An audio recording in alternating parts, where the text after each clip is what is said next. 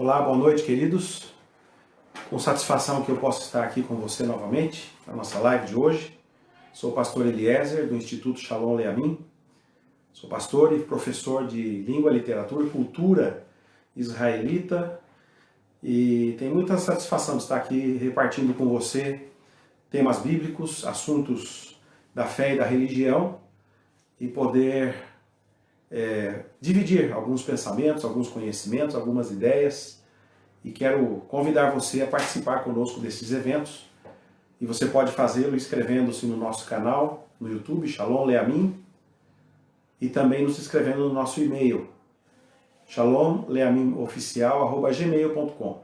Lá nós podemos receber de você alguns temas que sejam interessantes para a sua perspectiva, para discutirmos aqui, debatermos, e você talvez possa interagir conosco, mandando suas questões ou suas opiniões a respeito de alguns temas que abordamos. E você também poderia fazer perguntas, se for o caso, e participar conosco desses eventos que são muito importantes para nós nesses dias. Também, com alegria que eu me sinto aqui à vontade para repartir com você alguns conhecimentos e convidar você para estar conosco no Instituto Bíblico Shalom Leamin. O Instituto Bíblico Shalom Leamin é um curso de hermenêutica bíblica, uma pós-graduação, lato sensu, uma especialização em hermenêutica bíblica, que é a ciência da interpretação dos textos bíblicos.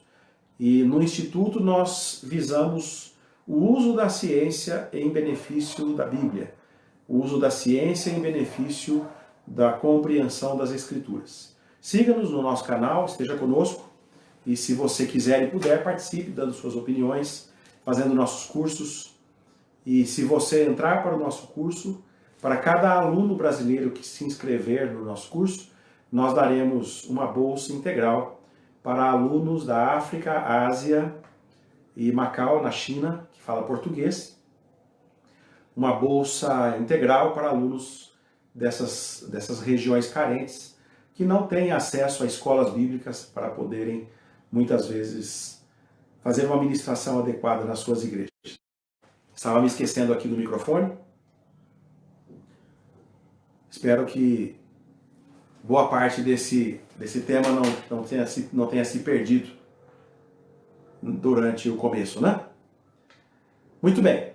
Estamos prontos, eu quero continuar conversando com você hoje do mesmo tema que estávamos debatendo na última terça-feira, quando falávamos sobre como podemos estar seguros em meio a circunstâncias que nos cercam, como podemos nos sentir seguros, como podemos nos sentir em paz em meio à pandemia, em meio a crises, em meio às dificuldades que cercam a nossa vida. Estamos vivendo um momento especial da história da humanidade, um momento que já experimentamos em alguma proporção, algumas décadas ou talvez séculos atrás. Tivemos a gripe espanhola, a peste negra, enfim. Tivemos eventos catastróficos de proporções mundiais. A gripe espanhola matou 30% da população da Europa em poucos anos. Isso é um evento bastante catastrófico e nós estamos diante de uma situação muito semelhante, com potencial para destruir, com certeza, uma boa parte da população da Terra, inclusive, dependendo de como as coisas evoluam e de outros fatores que possam surgir daí. Com certeza, muitos fatores econômicos, políticos, abalem as relações internacionais entre países e outras complicações surjam. E quando nós acompanhamos a televisão, as mídias, os jornais, acompanhamos os eventos internacionais, o comportamento dos políticos, os políticos oportunistas, dinheiristas, que estão, inclusive, fazendo vista grossa à vida das pessoas para poder obter mais vantagens da situação, estão tirando proveito, não é? Nós estamos vivendo, de fato, uma situação em que nós nos sentimos frágeis, as pessoas se sentem desprotegidas, nós nos sentimos sem amparo, não temos aonde recorrer, a medicina rica não é mais eficiente que uma medicina pública e este mal pode atingir a qualquer um não importa a classe social, a condição econômica, o risco é tão grande quanto para todas as pessoas. Então nós estamos vivendo um tempo, sim, de muita insegurança, de muita apreensão, que com certeza causa bastante insegurança para as pessoas. E a grande questão que me inspirou essa semana foi o que então nós podemos fazer, ou o que devemos fazer, para recuperarmos a nossa confiança, a nossa paz, a nossa tranquilidade nesses dias. Uma das coisas que me ocorreu compartilhar com você, que fizemos aqui na última terça-feira, é nos lembrarmos, por exemplo, de coisas como a oração do Pai Nosso. Lá, o Senhor Jesus ensina a seus discípulos a orarem, e nela, num trecho desta oração, ele fala que, ele ensina que nós devemos pedir a Deus que não caiamos em tentação, mas que sejamos livres do mal. E então as pessoas pegam isso pela metade e dizem, livra-nos do mal, amém. Como se não houvesse uma ligação entre a parte anterior. Quando a oração do Pai Nosso diz, livra-nos do mal, antes tem uma partícula de ligação, que é a palavra mas. E anteriormente vem, não nos deixeis cair em tentação. Este texto não nos deixa cair em tentação, mas livrai-nos do mal, liga o mal à tentação. Ali, Jesus está dizendo que o mal de que Deus quer nos livrar não é o mal que está fora de nós. Não é o mal da bala perdida, não é o mal das doenças, não é o mal da crise econômica, dos problemas sociais, políticos, do risco. Muito pelo contrário. Estas coisas Jesus sofreu, seus discípulos sofreram, a sociedade onde ele estava tinha muitas dessas crises que nós estamos vivendo hoje. Eles viviam debaixo de opressão, muitas pessoas que Jesus curou morreram pouco tempo depois de outros problemas, de fome até, porque assim era a história do seu universo. O próprio Senhor Jesus não foi livre do mal. Teve uma morte trágica, sofrida, injusta, e mesmo assim confiou, manteve a sua confiança em Deus. O que o Senhor Jesus quis nos dizer então com aquilo? Queridos, é óbvio que o Senhor Jesus não estava preocupado com o mal, das coisas que podem nos acontecer no dia a dia. Porque sim, com certeza Deus pode nos livrar destas coisas. Mas a tentação que está dentro de nós é algo da qual Deus não nos pode livrar. Não porque Ele não queira, mas porque isso é uma responsabilidade nossa. O não cair em tentação é uma escolha nossa. E se não tivermos muita certeza de que queremos realmente deixar a tentação de lado e não cedermos à nossa vontade, mas obedecermos a Deus, temos que fazer essa escolha sozinhos. Quando fazemos essa escolha sozinhos, sim, obviamente Deus pode nos ajudar, como aconteceu com o Senhor Jesus no Monte dos 40 dias da tentação. Mas no dia a dia você tem que escolher. Jesus jejuou por 40 dias e ele foi tentado, diz a Bíblia, no Evangelho de Mateus capítulo 4. Jesus jejuou por 40 dias e 40 noites e foi tentado por Satanás. E nas 4 vezes que ele foi tentado por Satanás, ele negou fazer aquilo que a carne, aquilo que a sua inclinação natural o levava a fazer. Por exemplo, estava com fome, a carne quer comer pão. Jesus disse, não só de pão viverá o homem. A carne quer a bajulação, o orgulho. Jesus disse que não se deve tentar o Senhor Deus, ou pular precipício abaixo e tentar a Deus. Ele disse que não se deve tentar a Deus, disse que não se deve orgulhar-se diante de Deus. Então Jesus foi tentado como nós, a nos orgulharmos, a sermos independentes, a aproveitarmos as oportunidades de nos beneficiarmos da bajulação, da aparência das coisas, e também comer o pão segundo a tentação da nossa carne, ou qualquer outra coisa que envolva esse tipo de satisfação. Quando isso se manifesta a nós em forma de tentação, que possa opor você à vontade de Deus, você está diante de uma tentação na qual você tem que lutar e tem que resistir.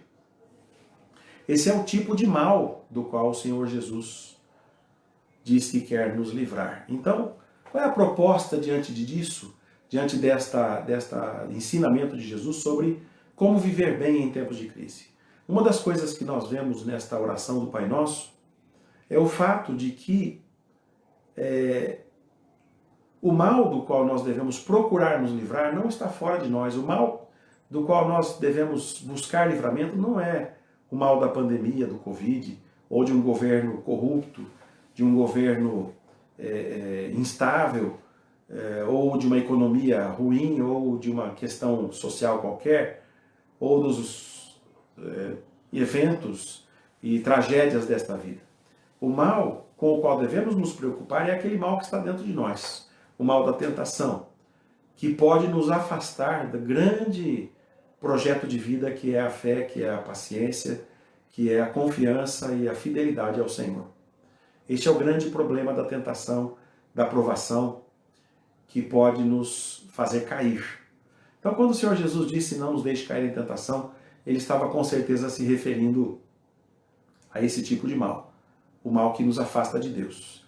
O que nós devemos fazer para viver em paz neste caso é ter consciência e praticar esta atitude de que devemos nos preocupar mais com aquilo que está dentro de nós, que pode ser mal para nós, do que aquilo que está fora de nós, e não pode fazer mal para o nosso espírito. O que pode fazer mal para a nossa carne não pode nos separar de Deus. Mas aquilo que pode fazer mal para o nosso espírito pode nos separar de Deus.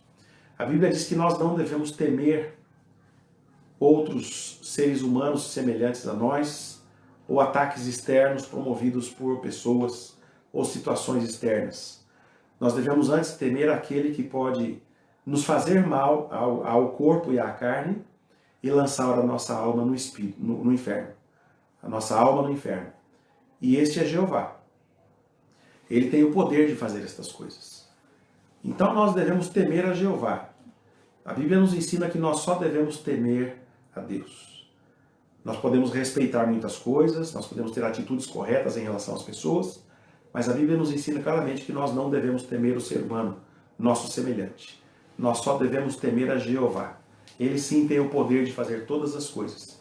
E o mais importante, nas mãos do Senhor eterno está o poder de decidir entre a perdição e a salvação. Por isso é a Ele somente que nós devemos temer. Se você conseguir incorporar este princípio ao seu pensamento, aos seus valores, à sua maneira de viver, com certeza você viverá melhor. Um outro princípio, um outro fator que se torna muito importante para a nossa vida de paz, de segurança, é não estarmos apegados a coisas que nós achamos que nos pertencem. A Bíblia nos ensina sobre o fato de que nós viemos para a Terra sem nada e voltaremos para a eternidade sem nada. Nos chegamos à Terra e nos voltaremos ao pó e voltaremos ao eterno. Em outras palavras, nós não temos nada. Nós não temos nada e não levaremos nada para a eternidade. Mesmo assim, nós nos apegamos mortalmente a muitas coisas. Nos apegamos aos bens, aos carros, às vaidades, às casas. Somos mais apaixonados por nossos brinquedos e lazeres do que por nossos cônjuges, por nossos filhos, muitas vezes, por nossos pais. Somos mais apaixonados, muitas vezes, por coisas bonitas que enfeitam a nossa casa do que pelas pessoas com quem convivemos. Damos valor a coisas que podem ser perdidas.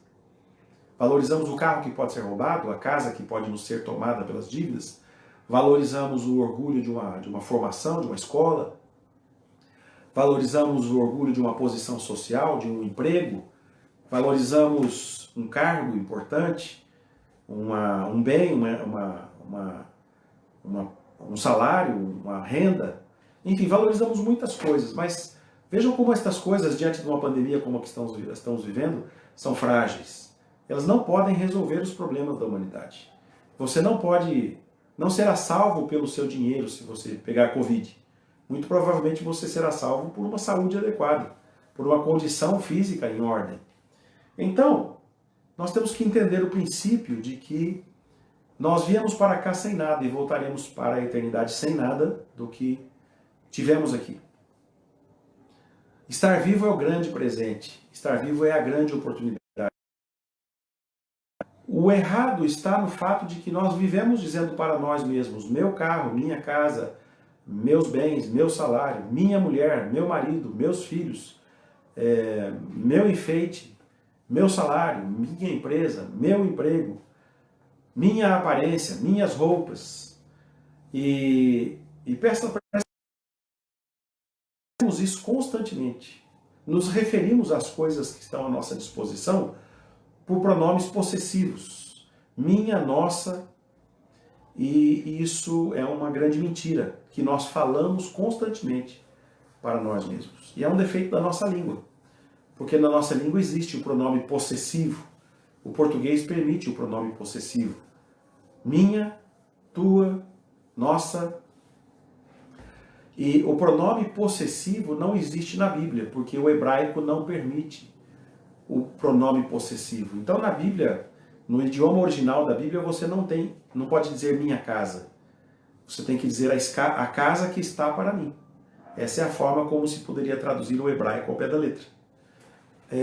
Você pode dizer a esposa que é para mim, os filhos que estão para mim. Mas você não poderia dizer minha esposa, meus filhos, meu cavalo, e sim o cavalo que está à minha disposição. Então veja só como a própria língua, o próprio idioma natural do mundo bíblico, do mundo do universo bíblico, dos israelitas que nos legaram a Bíblia, conduz a uma atitude correta. Quando você fala a casa que está para mim, a esposa que está para mim, o filho que está sob mim, o meu cuidado, o cavalo que está à minha disposição, não é meu. Você adquire a sensação de que aquilo está para você, mas não é teu. Você cuida, você administra, você usufrui, mas você não domina, você não possui, você não controla. Você não controla nem mesmo a sua saúde mental, nem a sua saúde física. Quanto mais as coisas que estão aí à sua volta. Tudo pode ser tirado de você. A sua saúde pode ser tirada de você. Sua saúde mental pode se perder. Você pode entrar numa depressão, numa crise, numa loucura, numa doença. Nós temos, por exemplo, na Bíblia a história de Nabucodonosor. O rei Nabucodonosor, o rei do grande império babilônico, o império da cabeça de ouro, talvez o maior império simbolizado pelo ouro e o mais autônomo e independente que nós conhecemos, que é a cabeça da visão de Daniel, a cabeça de ouro. O rei Nabucodonosor enlouqueceu. E a Bíblia diz que por um juízo divino, ele se transformou num animal do campo. Cresceram pelos, unhas, ele andou de 4 por 7 anos comendo grama com os animais do campo e vivendo no orvalho, sob a chuva, sob o tempo. Esse era o rei da maior nação imperial que já existiu sobre a terra. Ou seja, o maior rei imperial sobre a terra. Nabucodonosor foi lançado na ignorância por 7 anos. Então, vejamos que esta experiência nos mostra que nem o maior poder da terra pode te preservar das vicissitudes, dos desastres. Então, nem mesmo a sua vida, nem a sua sanidade mental te pertencem. Você não controla estas coisas. Quem já teve uma depressão sabe bem do que eu estou falando. Nós não controlamos estas coisas. Deus controla todas as coisas. E o que nós temos que fazer para viver bem é nos humilharmos a nós mesmos, reconhecendo que todo benefício pertence a Deus. E Ele, na sua graça, nos concede o usufruto da sua criação. Mentalizar esse tipo de coisa é uma das coisas que te faz viver bem. Te faz viver em calma, te faz viver em tranquilidade, te faz entregar a sua ansiedade. Diz a Bíblia em Filipenses 4, que nós não devemos estar ansiosos por coisa alguma. Antes, as nossas necessidades devem ser conhecidas diante de Deus pela oração e súplica com ações de graça. E a paz de Deus, que está acima de toda a capacidade de entender, encherá o coração e a mente. Vou repetir, Filipenses capítulo 4. Não estejam ansiosos por coisa alguma. Em todas as coisas, porém, sejam conhecidas diante de Deus as vossas necessidades pela oração e pela súplica. E a paz de Deus, que está além do entendimento humano, guardará as vossas mentes e os vossos corações. Esse texto do livro de Filipenses, do Novo Testamento, nos ensina que há uma paz sobrenatural preparada para você, disponível para você. Essa paz está acima de toda a explicação científica, humana, psicológica, psiquiátrica. está acima das receitas, está acima das teses de pós-graduação. É como se você, no meio da maior crise, estivesse em plena calmaria. Jesus dormia no barco, estava prestes a afundar, enquanto todos estavam desesperados. Eu acho que é por aí que Paulo se inspira neste texto. A paz de Deus excede o entendimento. As pessoas vão olhar para você e vão ver em você uma paz que elas não são capazes de explicar. Nem você mesmo será capaz de explicar. Uma paz que está acima da realidade à sua volta. Então, o grande segredo para vivermos dessa maneira é também não termos nenhum apegamento, se é que se pode usar essa palavra, é não estarmos apegados a coisa alguma. Não possuirmos nada, embora tenhamos tudo. Tudo deve ser considerado como uma bênção divina e uma propriedade divina colocada ao nosso alcance e ao nosso uso. Um dos princípios mais importantes que se encontra por trás dos dízimos, do que as pessoas muito reclamam, é justamente o princípio do retorno a Deus daquilo que nós reconhecemos que sejam bênçãos que vêm dele. Quando nós devolvemos a Deus 10% de tudo que ele nos dá, dos 100% que ele nos dá, nós estamos reconhecendo que esses 100% vieram dele. Portanto, nós reinvestimos na sua obra 10% de tudo isso. Isto é um dos sentidos do dízimo e traz aí consigo um reconhecimento de que Deus é o dono de todas as coisas. Obviamente, Deus não precisa dos seus 10%. Deus não precisa dos nossos dízimos.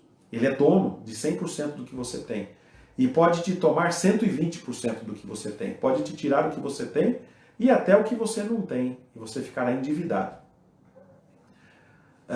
Deus não precisa que os dízimos de alguém sustentem a igreja. Ele pode tirar recursos da pedra, da terra. Não é esse o sentido. Não é por uma questão simplesmente humana. Obviamente, a igreja precisa de dinheiro para enviar seus missionários, para fazer suas pregações. A luz elétrica da igreja não se acende pela fé, ela se acende porque está ligada lá na eletro e paga a conta todo mês. E a igreja vai, prega o evangelho, ora, manda missionários, manda pastores. Mas existem ladrões. Obviamente existem ladrões. Existem ladrões em todos os lugares, em todas as religiões, no governo. Nós somos ladrões muitas vezes quando o patrão manda você trabalhar e você fica lendo a Bíblia ou então pesquisando coisas na internet no seu expediente. Enfim, não importa muito esse detalhe, o fato é que o dízimo é um reconhecimento de que nós dependemos de Jeová. E é um retorno de gratidão por seus benefícios para conosco. Mas, independente de tudo isso, o reconhecimento de que de Jeová vem todas as bênçãos e todas as coisas que nós necessitamos, e o repetir para você mesmo que você não tem nada, mas que está tudo à sua disposição, te faz lembrar que você depende de Deus. Então, talvez a gente precise aprender a se referir. Nós precisamos aprender a nos referirmos aos nossos bens como não sendo nossos. Vai ser meio chato e meio esquisito nós sairmos por aí dizendo a casa que está para mim, a esposa que está à minha disposição, os filhos que eu tenho que cuidar, o cavalo, o carro que está para mim. Parece meio pedante, meio chato, meio esquisito, mas essa é a grande verdade. Quando você, pelo menos em pensamento, repete para você que não é seu carro, mas é o carro que está para você, você estará fazendo um exercício mental que vai virar palavras. E essas palavras gerarão sons que vão entrar nos seus ouvidos. E aquilo que sai pela boca como palavra e entra nos ouvidos como palavra de Deus, se torna fé no seu coração. E aí então você vai crer que todas as coisas que você tem pertencem a Jeová, que vêm a você como bênção, estão à sua disposição para o teu usufruto, para o teu benefício, mas você vai aprender a respeitar a Jeová e agradecer a Ele por todas as coisas que você tem. Esta é uma forma de viver bem nestes tempos de pandemia. Também há uma outra história na Bíblia muito interessante. Um homem rico aumentou suas terras, plantou mais sementes, sua colheita foi abundante, ele aumentou seus celeiros para acumular o grande aumento no seu sucesso na sua colheita. E disse, bom, vou juntar minhas coisas no celeiro, vou comer e beber e desfrutar da vida, porque estou farto de bens. E a Bíblia diz, louco, amanhã te pedirão a tua alma, e o que você acumulou para quem será? Olha que interessante. A Bíblia está nos dizendo que alguém que acumula, mas não reconhece que Jeová é o dono da bênção, está correndo sério risco de não desfrutar daquilo que pôde angariar. Por isso, antes de gastar, antes de festejar, antes de orgulhar-se de si mesmo, antes de aumentar os seus celeiros e procurar sentir-se seguro por estar preservando a sua colheita em lugares que você considera bem guardados, imagine que mesmo tendo guardado bem a sua colheita, você não pode assegurar a sua vida amanhã. Você pode ter Covid, e aí seus bens para quem serão? Então, nós devemos aprender a dar graças a Deus e não pensar que podemos ter segurança, não construirmos dentro da nossa alma a sensação de que podemos controlar os eventos à nossa volta, para não nos distrairmos e aí então orgulhosamente pensarmos, por exemplo, que porque achamos isso ou aquilo, ou porque a Rede Globo nos ensina, então estamos isentos de sermos dizimistas. Como eu disse para você, o dízimo é um reconhecimento de que você não controla a história à sua volta, de que você pode ter celeiros, pode ter uma colheita abundante, mas vou dizer para você, dê o seu dízimo. Não estou falando de uma igreja ou outra, procure uma ação de beneficiar o reino de Deus, procure um lugar seguro, talvez, onde você possa mensurar que aquele seu dízimo, aquela sua doação, será aplicada ou empreendida adequadamente. Talvez você que se sinta seguro se você encontrar um lugar onde honestamente vão usar o seu dinheiro para o fim da sua caridade. Mas faça caridade. Seja um dizimista, não importa se você é evangélico, católico, espírita. Contribua com as coisas do reino divino. Contribua com a pregação do evangelho. Porque não há nada que possa transformar o ser humano a não ser o evangelho que o transforma de dentro para fora.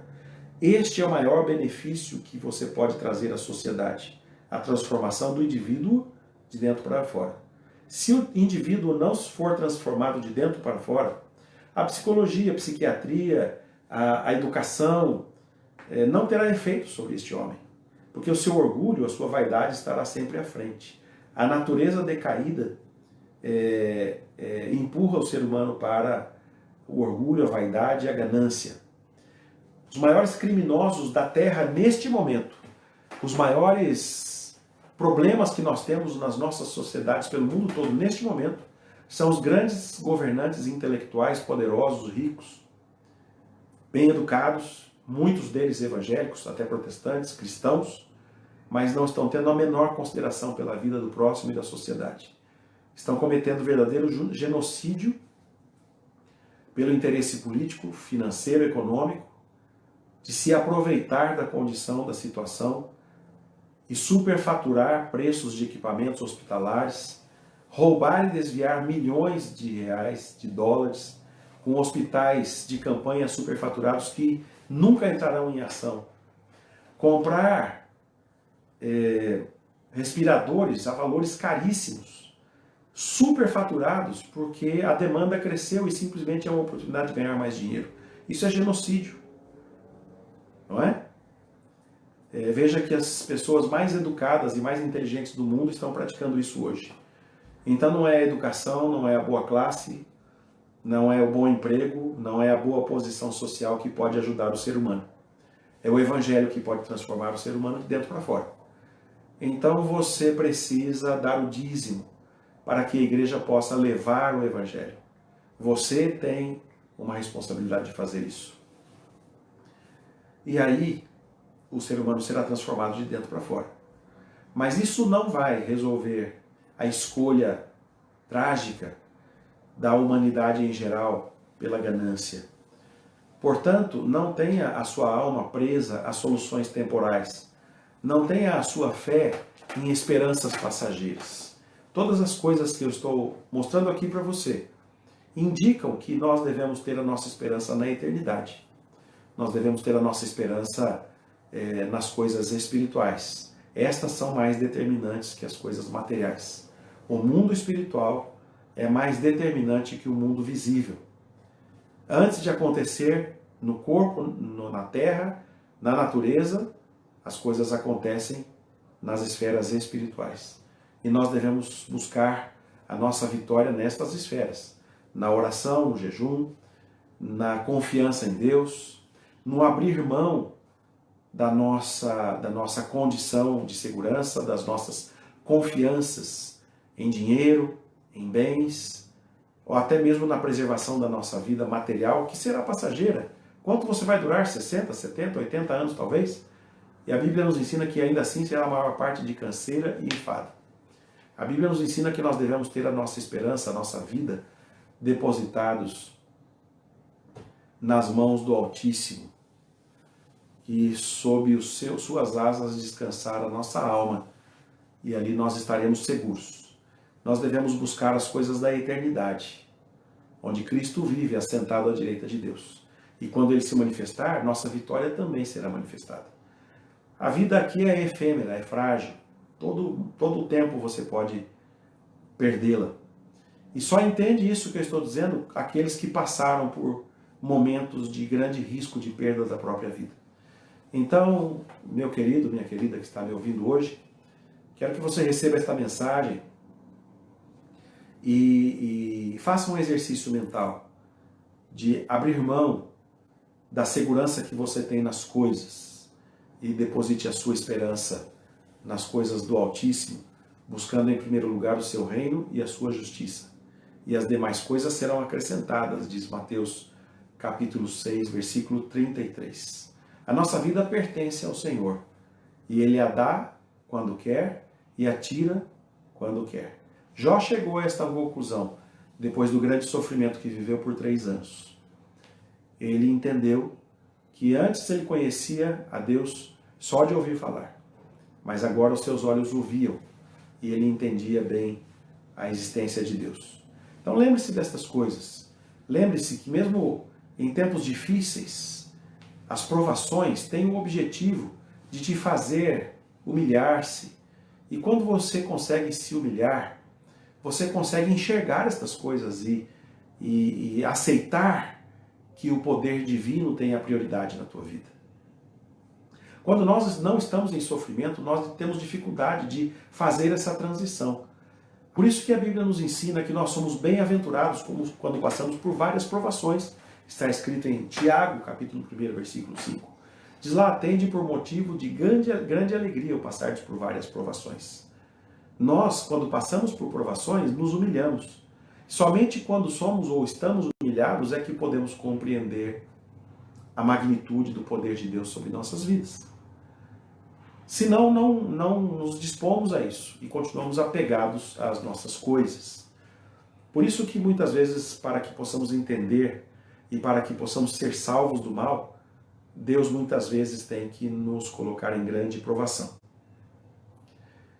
E se continuarmos aqui, poderemos passar algumas horas nos lembrando de passagens, textos e pensamentos que podem nos ajudar a viver melhor em meio à crise. Saiba do seguinte, querido, Deus quer que você esteja acima da crise. E isso só é possível pela paz que Ele pode nos dar, que excede a todo entendimento.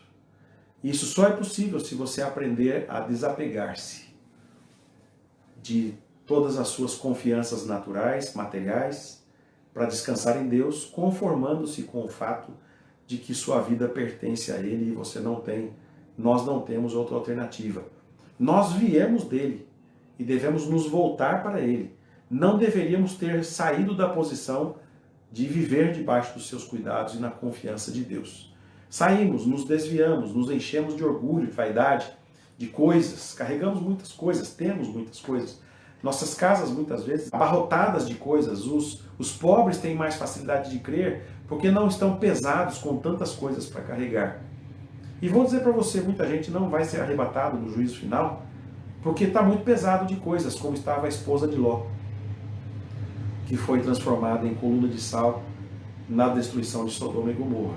Se você tiver dúvidas sobre isso, escreva-nos no e-mail shalomleamin.oficial@gmail.com ou veja as nossas lives anteriores no canal Shalom Leamin no YouTube. Inscreva-se no nosso canal, veja as nossas lives, curta e comunique. Eu tenho certeza que você será muito abençoado. Foi um grande prazer falar com você. Estaremos juntos todas as terças e quintas, às 18h30 e aos domingos, às 8 da manhã. Canal Shalom Leamin, YouTube, não se esqueça. Curta, inscreva-se lá e vamos caminhar juntos. Até logo!